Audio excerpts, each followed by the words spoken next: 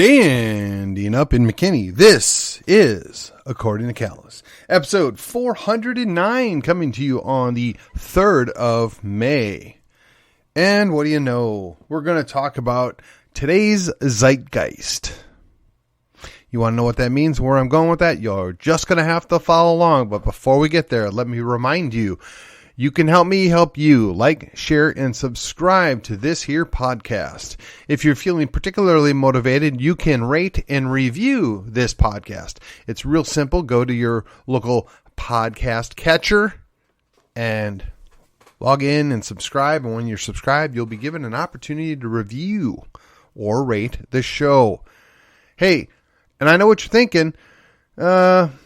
Why would I do this? Well, you see, there's some funny stuff that goes on with algorithms that push out the show to people that might be interested. And the more people that actually comment, rate, and review, the more people will get to see this. Now, look, I realize I could have went for the whole enchilada. That is I could spend all my time talking about national politics or global politics. Probably know enough that I could put up a pretty decent show with just a little bit of research. But what I think we're lacking, and I want to spend just another moment on this before I get into the meat of the show. What I think we're lacking is a focus of local. Now, it's pretty easy to say, well, you live in DFW. There's a lot of stuff that comes out of Dallas and even Fort Worth. Yeah, that's true. But I'm up in Collin County. And I got to tell you, the newspaper doesn't cover Collin County. The radio stations don't really cover Collin County. And the news media on TV doesn't really pay attention to Collin County. We have over 1 million people in Collin County. We have 3 cities that are well north of 200,000 people at this point. Now, yes, we're very, very close to Dallas, but we are definitely not Dallas, notwithstanding what we're going to talk about next. Okay, so the Zeitgeist of the day. The Zeitgeist, if you live in Collin County, is build fast, build big. They are coming.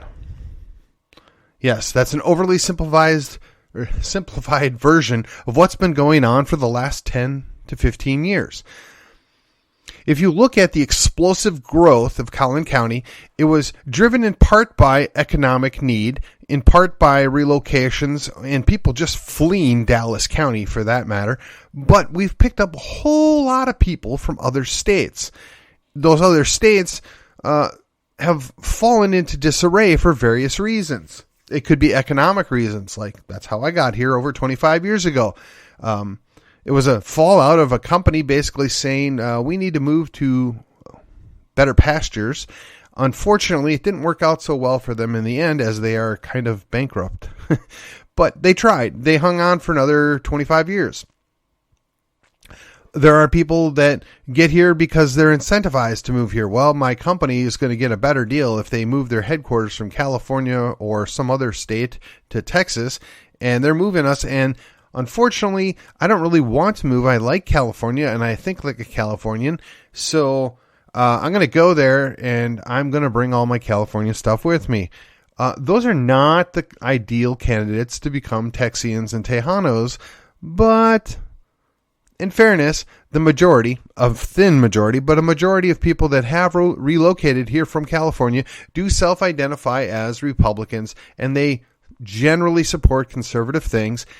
So they mildly align with what our goals are here in Collin County, right? We want to keep the county conservative. We want to do what's best. We want to protect the children. We want to have conservative or constitutional things done. But the Zeitgeist is build. Don't think about the consequences. Cash in today. Well, when you do that, yeah, some people do well for a while. But if you talk to local police, local fire, and they're not on camera, they will probably admit to you that they get far more hassles out of the densely packed apartment complexes than they did when there was a whole bunch of single-family homes. They will probably admit to you that it is actually a net cost when all is factored in, to have a whole slew of apartment complexes in town. So you got to ask, well, why would they do that? What's the motivation behind that? Well, when your city is run by developers and they see a development and they see money to be made, that's what they're concerned about. Now, they tell you they love their city. They tell you that they want what's best for their city. They tell you they've been in the city for 25 or 30 years, and all that can be true. They can love the city. I mean, even an abusive husband says to his wife that he loves her. Yeah, okay, maybe that's not fair. The issue is there's different visions. There's competing ideas. And I'm here to tell you the zeitgeist of the day is that the only way forward is to go bigger and faster. And they're not considering the long-term consequences. They're not considering the cost involved with it, right? Every experience, everything that you do has a cost. You got to figure out the cost benefit. So yes, McKinney did leap back in front population-wise ever so slightly over Frisco because we threw a whole bunch of apartment complexes in to catch back up. But is that really what's best for the city of McKinney? Is that really what's best for Collin County? Now, I don't hate renters. I know that that's where a lot of people come from and they see it as detrimental. But I will tell you, for most of my childhood, which would be the years under the age of 18, I lived in a rental home with my parents. And as of right now, I live in a rental home. I sold my house because it was too expensive to stay there because, well, the crime had went up. I had experienced some sad things, and the house was valued at a whole lot more money than what I paid for it, so I got out. Now, I wish I could tell you I cashed in and made off like a bandit and I got this nice palatial spread, but, when the values of the homes went up like that, so did everything else around it. So, let me ask you, if you're a homeowner in McKinney or in Collin County, is it in your long-term benefit for your house to be overvalued by $100,000 or $150,000 that you then have to pay taxes on, which is an unrealized gain, mind you, because somebody said your home is worth that much money, but you haven't sold it for that much? And if they tax you for, 5 years at that unrealized gain, they've now net taken more money from you than you would make when you turn around and sell it. I mean, you're going to have to run the math to make it, make sense. But if I can tax you 3% or 6% of the value of your home that I've then told you was 30% more than what it actually is, and I do that for 10 years, how much money have I taken from you? And you can say, well, I can go protest, I can go do this. Yes, you absolutely can. And you should. I think anybody that owns a home ought to show up to protest, to seek to get a lowered valuation every year. Yes, it slows the system down. Yes, it chews up a couple hours of your time. Yes, it's somewhat bothersome, but you still need to do it because they're taking your money without your consent. This isn't truly a taxation without representation situation here. Because, again, if you follow the zeitgeist, you've dumped a bunch of apartment complexes in so you can boost up your population so that you continue your wild growth, and you've driven up the prices of all the land around you to ridiculous amounts of money, so now you're paying 30% more on tax than what you previously were, and yeah, no, it doesn't happen overnight. I mean, it may add up over a couple of years, but at the end of the day, you're paying more than you should. So you need to protest. You need to push back. Now, with inflation, with various other things, yes, they need more money just to stay on par. I get it. And when they say they didn't raise your tax rate, that's right. They didn't raise your tax rate. They just raised the valuation of your home, so they still get more money from you. They play those games all the time. But in the zeitgeist of the day, which is growth at any cost, growth without considering the consequences, well, yeah, who cares?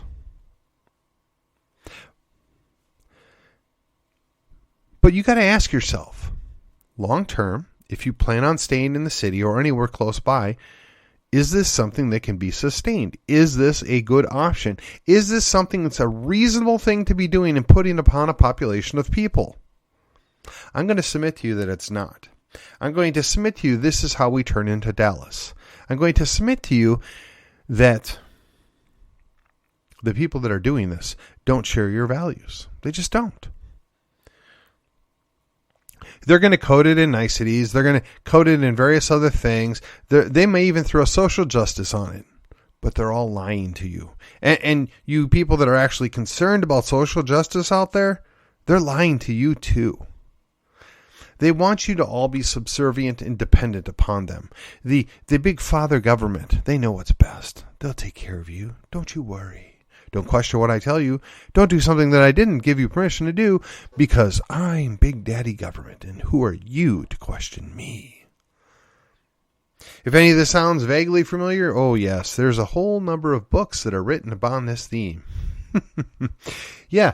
In fact, I probably own a good number of those.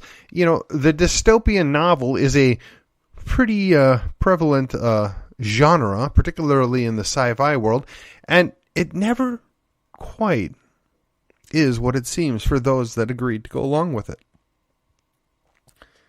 Now that I've given you all the negative, if you will, let's consider all is not lost. You see, they can't continue to do what they do without our agreement. The old adage, just say no. Well, I'm here to tell you, just say no. Don't go along with it. Question the narrative. Go ask about why they want more money from you. Why is your house worth suddenly $50,000 more this year than it was a year or two ago? How does that happen? Why are you taxing me for something that I didn't realize? These are all legitimate questions that are appropriate. But if you're making money and you're in a good place, most of us just shrug it off and say, oh, that's the cost of living in the city. We got out of the big city so we can come to the suburbs and have it relatively safe, much quieter, less dense, and quite frankly, more enjoyable. But as they started to recast the city that we lived in by dumping in thousands of apartment units, boosting the density, altering the landscape of our city, and you're not supposed to notice. You're supposed to just keep going along. You're not supposed to pay attention to those trends. Hey, look, you get this really cool little venue thing with a couple of restaurants in it down the block from you. How awesome is that? By the way, I'm still waiting for the restaurant by the stadium that we had put in.